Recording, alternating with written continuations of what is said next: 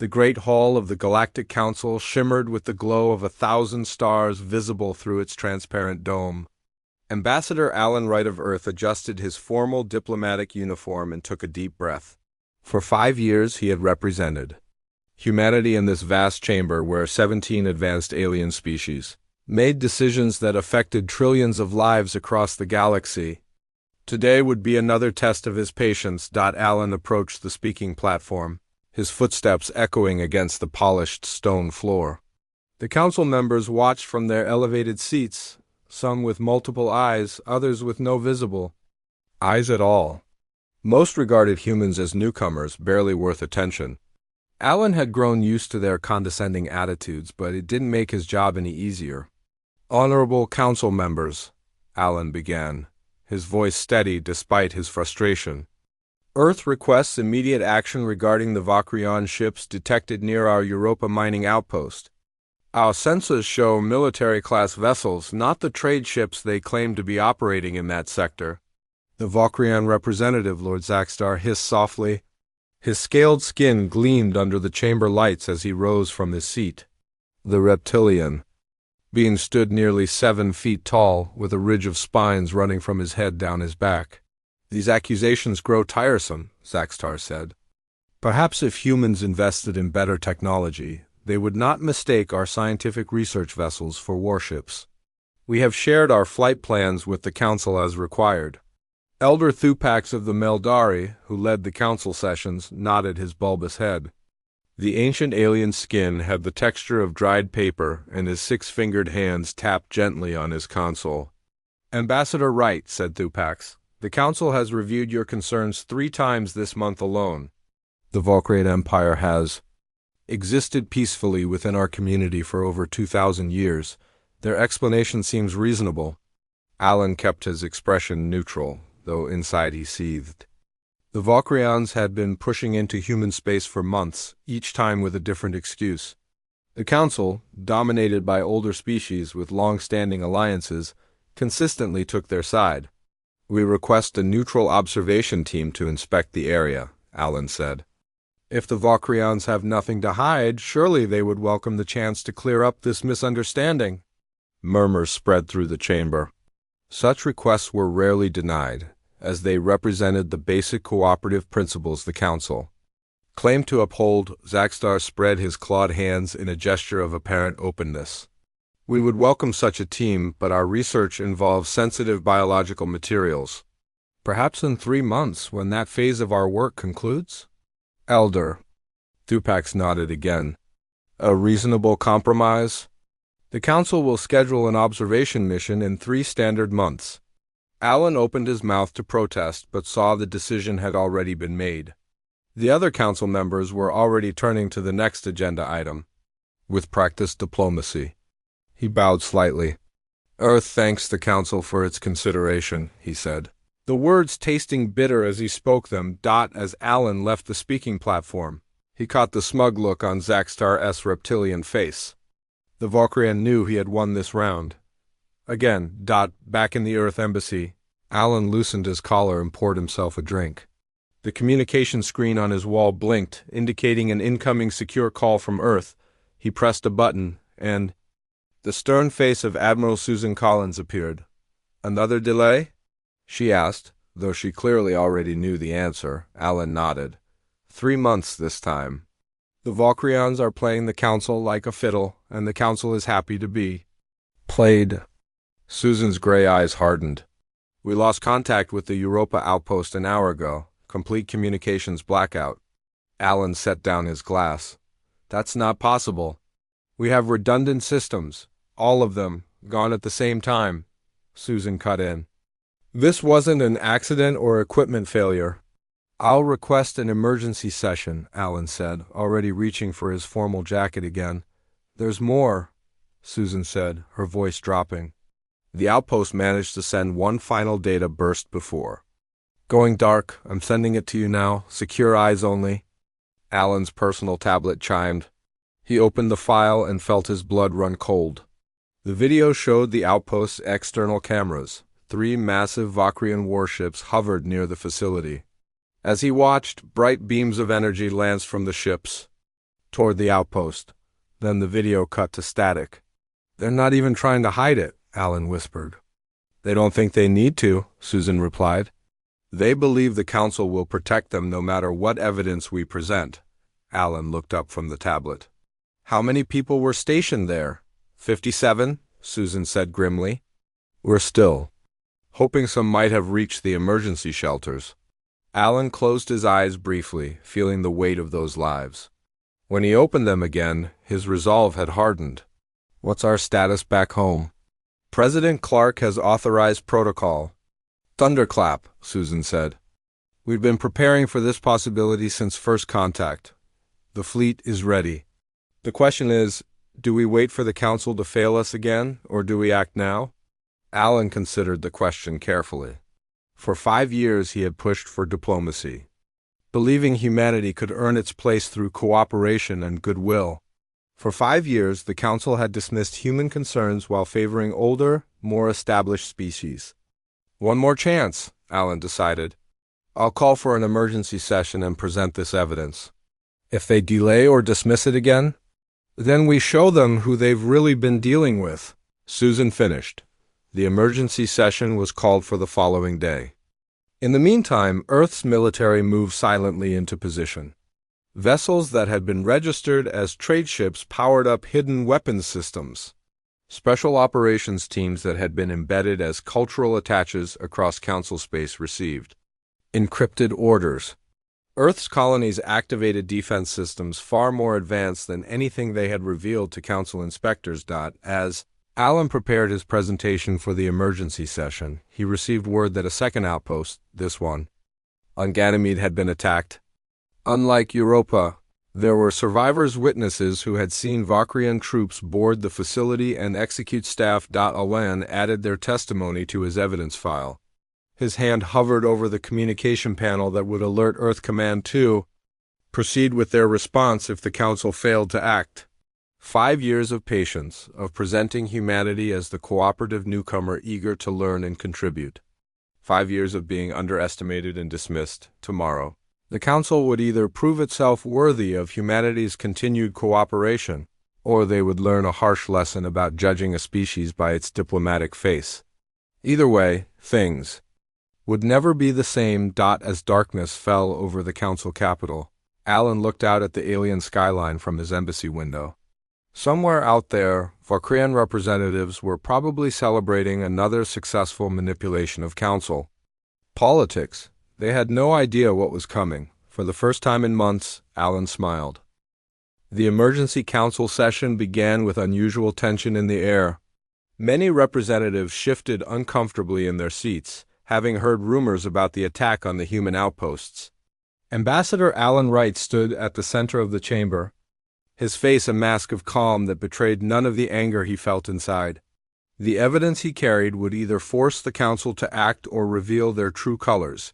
Elder Thupax called the session to order, his ancient voice echoing through the Grand Hall.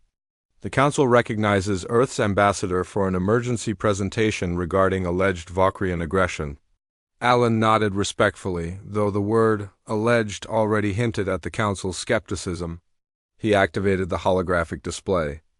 At the center of the chamber, and the final transmission from the Europa outpost played for all to see, the image of Vakrian warships firing on the human facility was clear and undeniable. 57 human lives lost on Europa, Alan said quietly, when the recording ended. And yesterday, a second attack on our Ganymede outpost. We have survivors from this incident who witnessed Vakrian troops boarding the facility. He played the testimony of a young engineer named Sam Parker, whose face showed both fear and determination, as he described watching his colleagues executed by Vakrian soldiers. The chamber fell silent as the man's account ended. Lord Zakstar rose from his seat, his reptilian features arranged in what passed for concern among his species. "These are troubling images indeed, but easily fabricated. Perhaps this is an internal human conflict being blamed on the Vakrian Empire to gain council sympathy." Alan had expected denial, but the accusation that humans would murder their own people for political gain made his blood boil. He kept his voice level with tremendous effort. We have censored data from 3 independent sources confirming Valkyrian ships in the area at the time of the attacks. This was no fabrication. Elder Thupax raised a 6-fingered hand. The Council takes these allegations very seriously. We propose forming an investigative committee to examine all evidence and report back within 1 standard month. More delay. More committees. More time for the Valkyrians to cover their tracks and perhaps attack more human outposts. Alan looked around the chamber, noting which representatives appeared genuinely concerned and which seemed unmoved by the evidence of human deaths. Earth cannot wait another month while more of our people are at risk, Alan said firmly. We request immediate sanctions against the Valkyrian Empire and a peacekeeping force to patrol the borders of human space. Murmurs spread through the chamber. Such direct demands were unusual, especially from a relatively new council member. The Mubari representative, a being of shifting colors and fluid form, spoke next. Such measures would be unprecedented without absolute proof. The investigative committee is the proper procedure. Alan watched as representative after representative sided with the call for delay rather than action. Even those he had considered ill-eyes spoke of procedure and proper channels. Only the Teleron delegate, whose species had also faced Valkyrian aggression in their early council years, spoke in favor of immediate action. Lord Zaxtar looked increasingly smug as the discussion continued.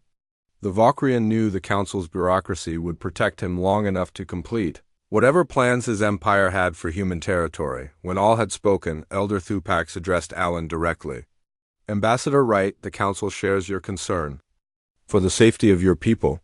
However, we must follow established protocols. The investigative committee will work with all possible haste. The Elder's tone made it clear this was the Council's final word. Alan stood silent for a moment, weighing his next move carefully. The coded message in his pocket would alert Earth Command that diplomacy had failed. Once sent, there would be no turning back. Elder Thupax, Alan said at last, before the Council concludes, I wish to share one final piece of information. The Elder nodded permission, and Alan activated the holographic display again. This time, it showed intercepted Valkyrian communications, translated for all to understand. The messages clearly discussed the attacks on human outposts and mentioned future targets. These communications were intercepted by Earth intelligence 3 days ago, Alan explained. They not only confirm Valkyrian responsibility for the attacks, but reveal plans for further aggression against human colonies. The chamber erupted in surprised conversations. Lord Zaxtar's scales darkened with anger or perhaps fear. This is fabricated. Earth does not possess technology capable of intercepting secure Valkyrian communications, Alan smiled thinly. It seems there are many things about human capabilities that the Council has misjudged. Elder Thupax raised both hands for silence. When the chamber quieted, he spoke with forced patience. Ambassador Wright, these new allegations are serious indeed. However, they only reinforce the need for a thorough investigation. The committee will examine these communications as part of its work. Alan saw many council members nodding in agreement. The evidence meant nothing to them. They would hide behind procedure while more humans died. The realization settled like a cold weight in his stomach. 5 years of diplomacy, of respecting council traditions, of presenting humanity as the eager student rather than the equal partner, all wasted. The Council has had 5 years of humanity's patience and cooperation, Alan said, his voice ringing clearly through the chamber. You mistook our restraint for weakness, our diplomacy for dependency. That ends today. He touched a control on his wrist, sending the signal to Earth Command. Across the galaxy, carefully laid plans began to unfold. Human ships dropped their civilian disguises, revealing military capabilities that had been hidden from Council inspectors. Special operations teams moved into position near key Valkyrian installations. Earth's colonies activated defense systems far beyond what they had claimed to possess. In the council chamber, Alan stood tall as the faces around him shifted from dismissal to confusion. Humanity came to you as friends, he continued. We will now show you what we become when treated as prey. A new image appeared on the holographic display. Live feeds showed a Valkyrian military base suddenly erupting in flames, then another, and another. 6 Valkyrian installations across 3 systems, all falling simultaneously to precision strikes from forces the Valkyrians never saw coming, Lord. Zaxtar rose from his seat, his reptilian features contorted with rage and shock. This is an act of war. The Council must condemn this human aggression immediately. Elder Thupak stared at the displays in disbelief. Ambassador Wright, what have you done? Alan looked directly at the Elder. We've done what you forced us to do by ignoring our warnings. For 5 years, we studied the Council while you underestimated us. We learned which members could be trusted and which could not. We mapped Valkyrian defenses while they thought they were intimidating us. The chamber fell silent as Alan removed his diplomatic badge and placed it on the speaker's platform. Earth withdraws from the petitioning process for full Council membership. We will defend our people with or without Council approval. As Alan turned to leave, warning signals blared throughout the chamber. Emergency communications flooded in from across Council space. Human representatives were simultaneously departing their posts on every world, leaving only automated messages, recalled for reassignment. The perfect coordination shocked the Council members, who were accustomed to the slow, deliberate pace of galactic politics. This rapid, galaxy-wide action from a species they had considered technologically inferior was incomprehensible. Alan paused at the chamber door and looked back at the chaos he was leaving behind. The Council had never taken humanity seriously. They were about to learn how costly that mistake would be. Fleet Commander Linda Hayes stood on the bridge of the Earth vessel Shadow of Dawn, watching as her ships moved into formation. For 5 years, these advanced warships had been disguised as ordinary transport and research vessels, their true capabilities hidden from Council inspectors. Now they revealed their actual form, sleek and deadly, with weapon systems that had never appeared on any registration documents shared with the Galactic Council. Linda adjusted her dark uniform and addressed the officers on the bridge. All ships report ready status. Valkyrian defense networks are still scrambling to respond to our first strikes. We have the element of surprise for approximately 40 more minutes before their central command realizes the full extent of our fleet. Her second-in-command, Captain Greg Howard, nodded. The Council is in chaos. Their emergency channels are flooded with reports from all sectors. They never imagined we could coordinate an action this large this quickly. Linda allowed herself a small smile. They thought our communication technology was primitive. They never bothered to look beyond what we showed them. The main screen showed multiple Valkyrian ships rushing to defend their borders. The Reptilian Empire had built its reputation on military might, bullying younger species while currying favor with the older Council members. For decades, no one had dared challenge them directly. Incoming transmission from Earth Command, announced. The communications officer, Admiral Susan Collins, appeared on screen, her face solemn but determined. Commander Hayes, the Council has issued an emergency ceasefire order. They're demanding all human forces stand down immediately. Linda exchanged glances with her officers. And our response? President Clark says to proceed as planned, Susan replied. The Council had their chance to prevent this. Tell your people to remember their training and follow the operation parameters exactly. We're not here for vengeance or conquest, Linda nodded. Understood, Admiral. Hayes out. She turned to her crew. You heard the Admiral. Precision targets only. We disable their military capabilities but minimize casualties. This is about protection, not revenge. The fleet moved deeper into Valkyrian space, encountering scattered resistance. The Valkyrian ships fought fiercely, but were outmatched by human vessels they had never known existed. Decades of preparing for the worst while hoping for the best had given Earth forces technologies that even the older Council species would find impressive on the Valkyrian homeworld. Panic spread through the Imperial Palace. Lord Zaxtar rushed into the High Command Chamber where military leaders displayed holograms, showing human ships bypassing their outer defenses with ease. How is this possible? Zaxtar demanded. Their technology was inspected regularly by Council observers. They showed nothing close to these capabilities. General Krav, the head of Vakrian forces, hissed in frustration. They deceived everyone. The Council, our spies, everyone. Those trade routes we've been monitoring? They were moving military assets right under our snouts, disguised as civilian traffic. Our fleet at Duraxis Prime was destroyed in minutes, reported another officer. The humans knew exactly where to hit us.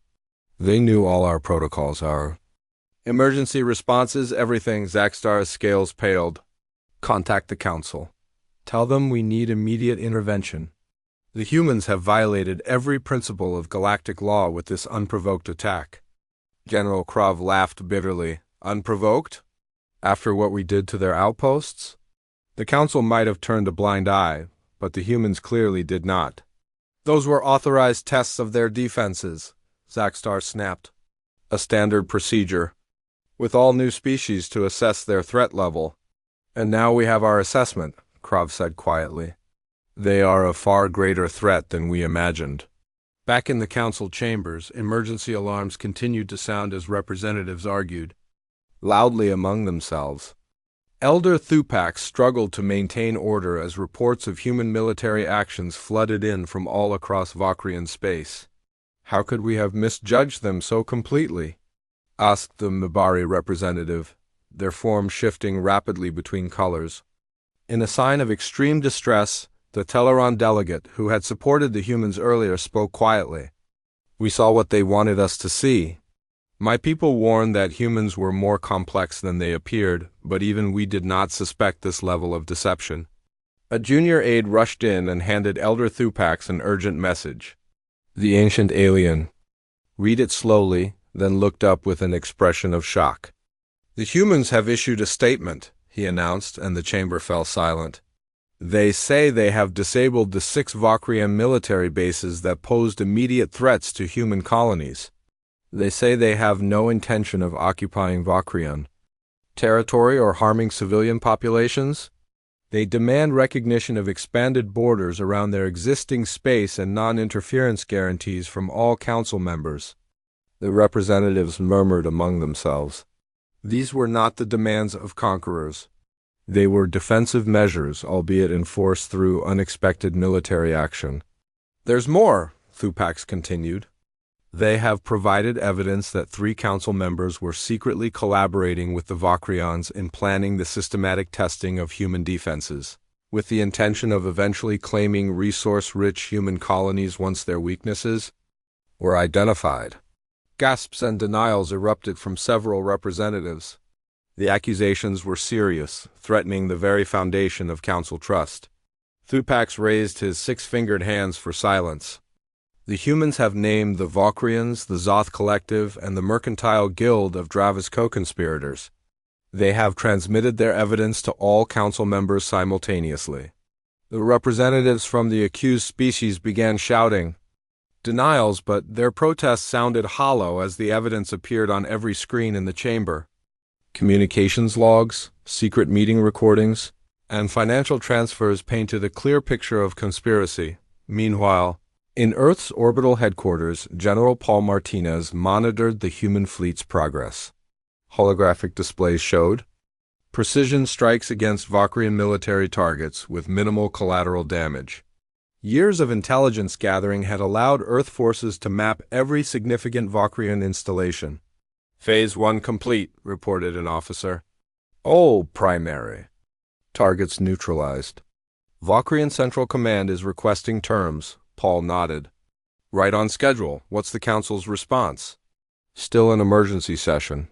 3 representatives have resigned after our evidence against them was presented. The others are arguing about how to respond. Paul wasn't surprised. The Council operated by consensus, which made quick decisions nearly impossible.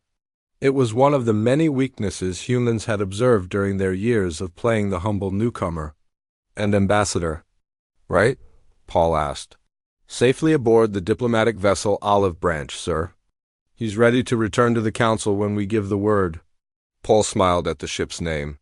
Even now, with humanity showing its steel, they maintained symbols of their desire for peace. That was the message they needed the galaxy to understand. Humans preferred cooperation, but were fully capable of defending themselves when threatened. Priority communication alert sounded, and Admiral Collins appeared on screen. "General, the Valkyrian Empire has issued an official surrender to our forces. Their military command has acknowledged responsibility for the attacks on our outposts and agreed to our border terms." "And the Council?" "Elder Thupax has requested Ambassador Wright returned for emergency negotiations. They're suddenly very interested in human security concerns." Both officers shared a knowing look. It had taken this display of force to make the Council take humanity seriously. "Tell the ambassador he's authorized to return," Paul said. "And remind him that we negotiate from strength now, not as supplicants." Across the galaxy, the news spread quickly. The species that many had dismissed as diplomatic, eager to please, and technologically limited had revealed a very different face.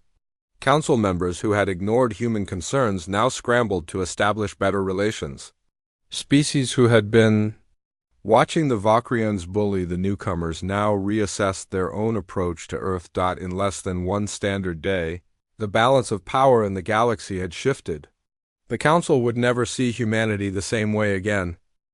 The Galactic Council's Intelligence Division worked through the night, analyzing everything they thought they knew about humanity. Analysts pored over 5 years of observations, trade agreements, cultural exchanges, and diplomatic meetings, looking for signs they had missed. The evidence was everywhere once they knew to look for it. Chief Analyst Jorax of the Meldari presented his findings to a special council committee the next morning. The aging alien's hands trembled slightly as he activated his presentation. "We now understand that humans have been selectively revealing their technological capabilities since first contact," Jorax explained. "What we believed were technological gaps were deliberately presented weaknesses." Elder Thupax leaned forward. "Explain." "Human diplomatic vessels appeared to use basic propulsion systems when observed by Council sensors," Jorax said. "Yet we now know they possess drives capable of speeds nearly 30% faster than they demonstrated." "Their power systems were disguised to appear less efficient than they actually are. Even their communication technology, which we considered primitive, turns out to include quantum entanglement networks that allowed them to coordinate yesterday's galaxy-wide action with no detectable signals." The committee members exchanged worried glances. One of the Zoth representatives spoke up. "Why would they hide such capabilities? Most species boast of their technologies when joining the Council." Jorax displayed images of various human diplomatic events over the past 5 years. Their historical records, which they shared freely, show a species that evolved through constant conflict. They united their planet relatively recently by their standards. Based on our analysis, they approached the galactic community with extreme caution, showing strength where necessary but hiding their full capabilities until they understood the political landscape. The Teleron delegate nodded. "A species that evolved through conflict would understand the danger of revealing all your strengths to potential competitors or threats. We mistook their diplomatic approach for naive enthusiasm when it was actually a calculated strategy. Most concerning," Jorax continued, "is our discovery that what humans called cultural attaches on various worlds were actually gathering military and technological intelligence. Their diplomatic missteps, which many found endearing or amusing, often gave them access to restricted areas or information." He displayed a map showing human diplomatic presence across Council space. They established a comprehensive intelligence network while appearing to simply engage in cultural exchange. Elder Thupax sighed heavily. "And we never suspected. We saw them as newcomers eager to learn our ways. Instead, they were studying our strengths and weaknesses." "Their compartmentalization was masterful," Jorax admitted. "No single Council species was allowed to see their complete technological picture. They showed different capabilities to different observers, ensuring no one could assemble the full truth." The committee fell silent, contemplating the implications. The humans had played a 5-year game of deception, not out of malice but out of caution.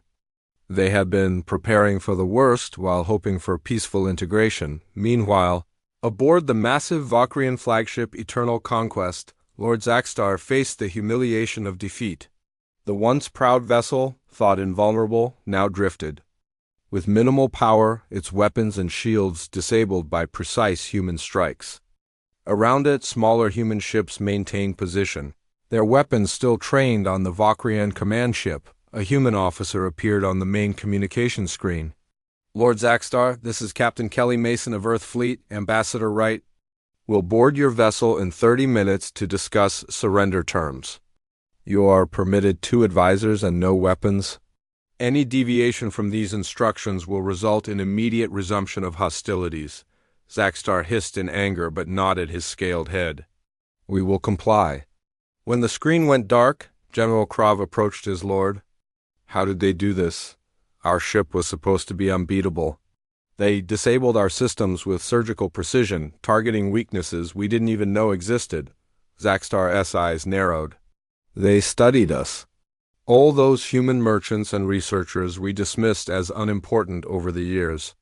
They were mapping our defenses, identifying our vulnerabilities. Our intelligence said their weapons technology was at least a century behind ours, Krav said. Their intelligence about us was clearly better than ours about them, Zaxtar replied bitterly. When Ambassador Alan Wright boarded the Valkyrian flagship, he came without visible weapons but with an air of absolute confidence. The Valkyrian honor guard, usually intimidating with their height and battle armor, seemed diminished in his presence. Lord Zaxtar waited in the ship's grand audience chamber, standing rather than sitting on his command throne as protocol would normally demand. This small concession to human authority was not lost on Alan. Ambassador Wright, Zaxtar began formally. The Valkyrian Empire acknowledges your military victory and awaits your terms. Alan studied the reptilian leader carefully. Let's be clear, Lord Zaxtar, this was not a war of conquest. It was a defensive action following your unprovoked attacks on human outposts. The strong test the weak. It is the way of the galaxy, Zaxtar said, some of his old arrogance returning. Alan smiled thinly. And now you've been tested and found wanting. The terms are simple. The Valkyrian Empire will withdraw all military forces from the sectors bordering human space. You will pay reparations for the lives lost at our outposts, and you will publicly acknowledge your responsibility for those attacks before the full Galactic Council. Zaxtar's scales darkened with anger. Such terms would humiliate the Empire. Before the galaxy. You brought this humiliation upon yourselves? Alan replied coldly. You mistook our diplomatic patience for weakness. A costly error. General Krav stepped forward. What guarantees do we have that humans won't use this victory to expand into our territory in the future? Unlike the Valkyrian Empire, Earth honors its agreements, Alan said. We have no interest in your worlds or resources. We only wish to develop our own systems without interference. The reparations we seek are symbolic, not crippling. We could demand much more. Zaxtar and Krav exchanged glances, realizing how fortunate they were that humans sought security rather than conquest. After a moment, Zaxtar nodded reluctantly. The Empire accepts your terms, Ambassador? We will announce our responsibility before the Council. Back on Earth, President Clark addressed the United Planetary Council, the governing body representing all human colonies and settlements. The chamber was packed with representatives who had gathered to hear about humanity's new position in galactic politics. For 5 years, we presented ourselves as the eager student, the diplomatic newcomer grateful for a place at the table, President Clark said. This was a necessary deception, given what our first deep space probes revealed about the power dynamics of the Galactic Council. Displays showed the careful strategy humanity had followed since discovering they were not alone in the universe. Long before official first contact, Earth had detected transmissions from Council space and prepared accordingly. We developed technologies in secret, built defenses beyond what we revealed, and trained our diplomats to present a carefully crafted image. When the Valkyrians attacked our outposts, they expected an easy victory over a species they had dismissed as weak. Instead, they encountered the real face of humanity. The representatives applauded. Their citizens had accepted temporary restrictions on technological revelations and military disclosures, understanding the need for caution in an unknown galactic environment. Today, Ambassador Wright returns to the Galactic Council not as a petitioner but as an equal. The galaxy now understands that humanity cannot be dismissed or taken advantage of. We have shown that we prefer peace but are fully prepared for conflict. Across Council space, species that had ignored or underestimated humans scrambled to establish better relations. Trade representatives who had offered unfavorable terms suddenly discovered flexibility in their positions. Worlds that had restricted human visitors began issuing invitations for cultural and scientific exchanges. The sudden shift in attitude was not lost on human diplomats, who accepted the new respect with grace but also healthy skepticism. Trust, once broken, would take time to rebuild. For now, humanity would continue to hold some capabilities in reserve, while working toward genuine cooperation with those who had earned it. The galaxy was learning an important lesson, judged not by appearances or age, but by actions and integrity. Humanity had finally shown its true face, and the stars themselves seemed to hold their breath, waiting to see what this complex species would do next. 2 weeks after what many species now called the revelation, the Galactic Council chambers reopened with unprecedented security measures. Council guards from neutral species lined the walls, their weapons visible rather than concealed as tradition had previously dictated. The atmosphere was tense as representatives filed in, many avoiding eye contact with colleagues. They now viewed with suspicion after human evidence had exposed secret alliances and backdoor deals. Ambassador Alan Wright entered flanked by Admiral Susan Collins and General Paul Martinez. The human delegation wore formal diplomatic attire, but the military presence sent a clear message. Earth would no longer rely solely on diplomatic niceties to protect its interests. Elder Thupax called the session to order. The ancient Meldari appeared to have aged visibly in the past 2 weeks, the skin of his face more papery than before, his movements slightly less fluid. The revelation of council corruption and the sudden shift in galactic power dynamics had taken their toll.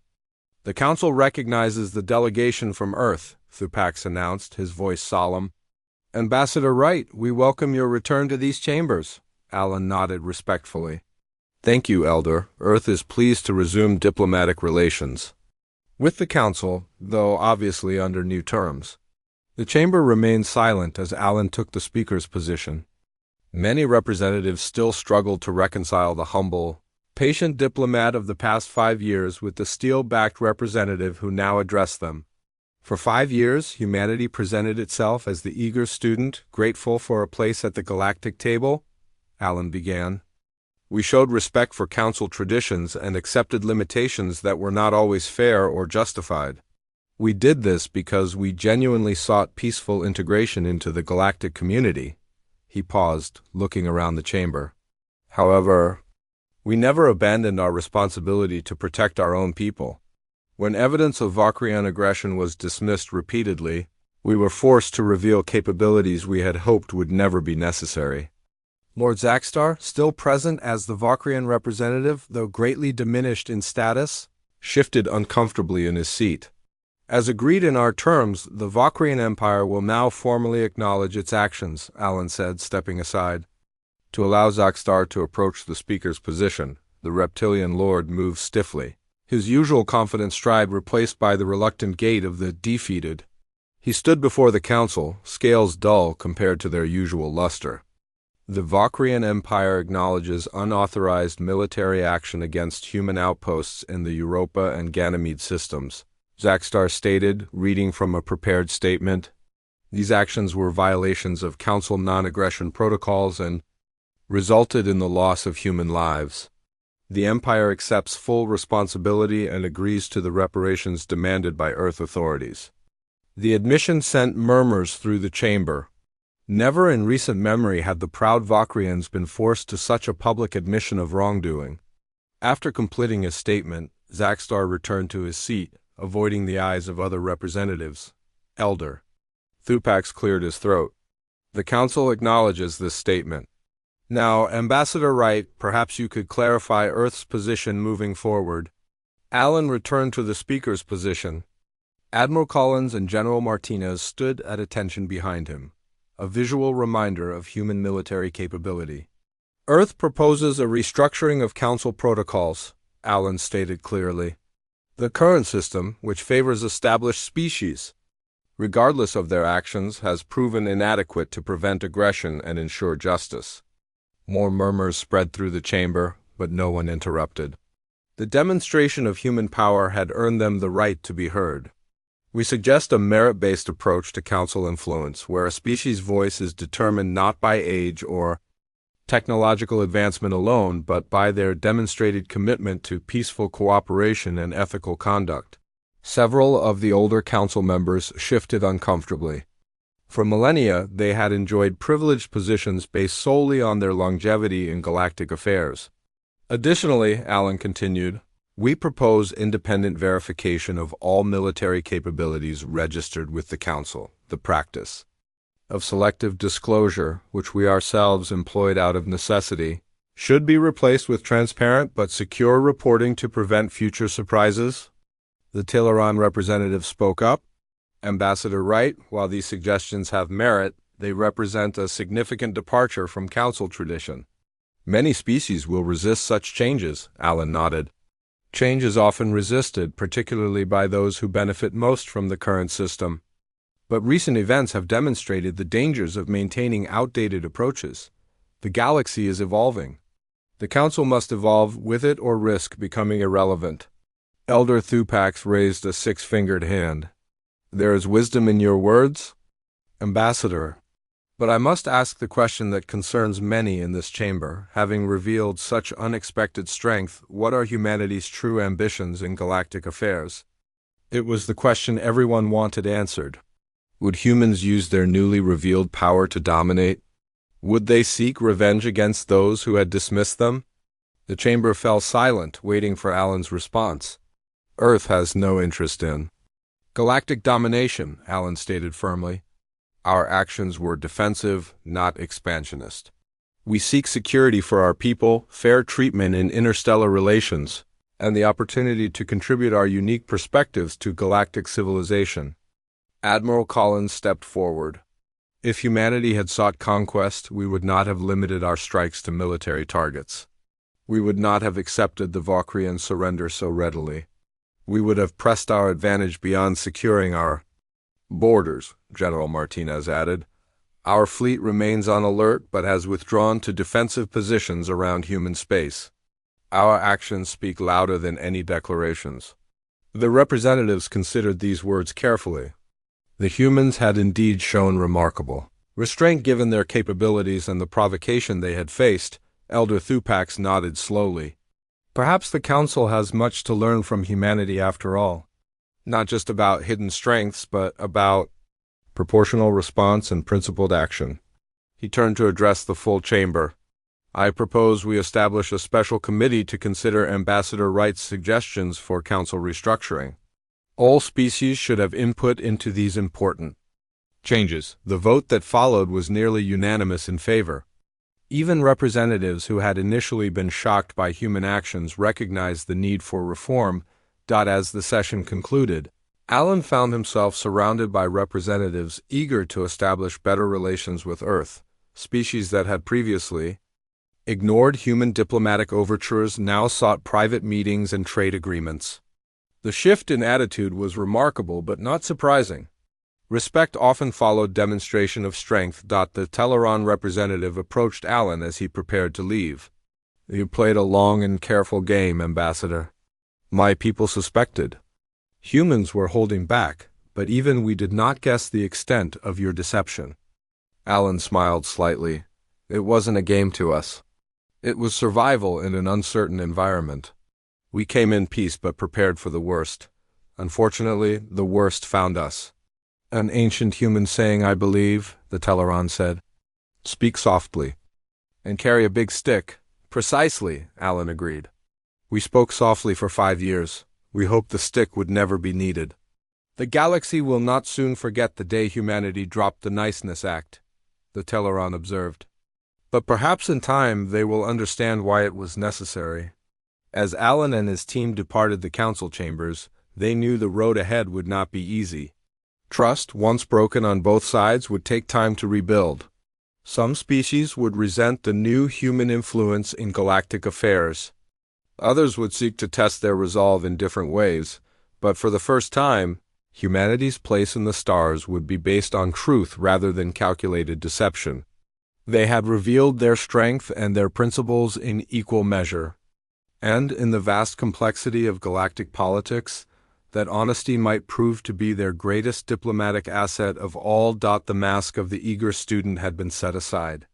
The face of humanity, complex, capable, and determined, now looked toward the stars not as a newcomer begging for acceptance, but as an equal ready to shape the future of the galaxy.